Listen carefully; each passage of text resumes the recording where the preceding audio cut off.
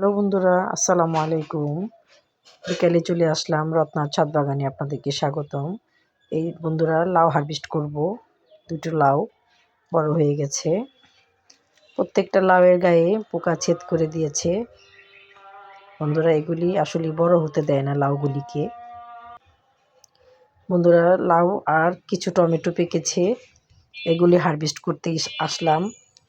এই বেশি পাকে নাই, সবে মাত্র পাকতে শুরু করেছে আর কি। এই 4-5টা টমেটো পেকেছে, এগুলি হারভেস্ট করলাম। দুটো লাউ আর 4-5টা টমেটো হারভেস্ট করলাম।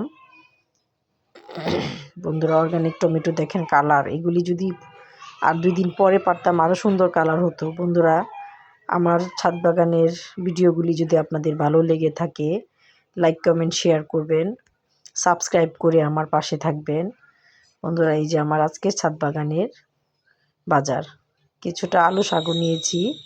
আলু শাকের ভিডিওটা দিলে অনেক ভিডিওটা বড় হয়ে যায়। বন্ধুরা, আগামীতে আরেকটা সুন্দর ভিডিও নিয়ে দেখা হবে। আসসালামু আলাইকুম।